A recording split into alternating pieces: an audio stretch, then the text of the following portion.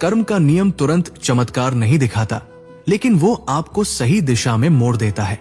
और जब दिशा सही हो जाती है तो मंजिल अपने आप मिलने लगती है।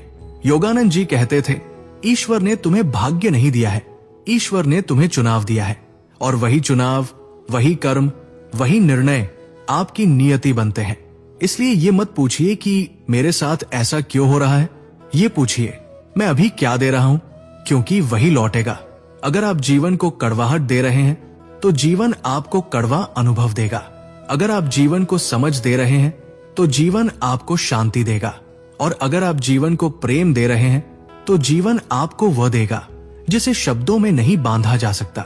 इस पाठ 3 का सबसे गहरा सत्य यही है, कर्म कोई सजा नहीं है, कर्म कोई इनाम नहीं है, कर्म दर्पण है।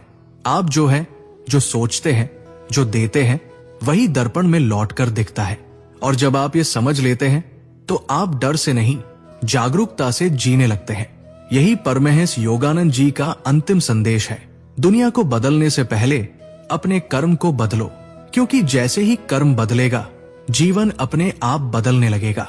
तो प्रिय साथियों, अब अंत में बस इतना ही समझ लीजिए, जीवन किसी भगवान की मनमानी नहीं है, और नहीं, ये संयोगों का खेल है। ये आपके ही कर्मों का प्रतिबिंब है।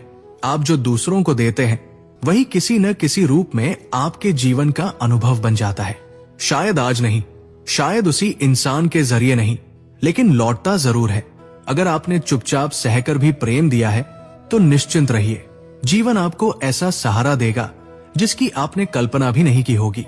और अगर कहीं आपसे किसी का दिल दुखा है तो आज ही रुक जाइए, क्योंकि कर्म का नियम आपको डराने नहीं आया है, वो आपको सुधारने का अवसर दे रहा है।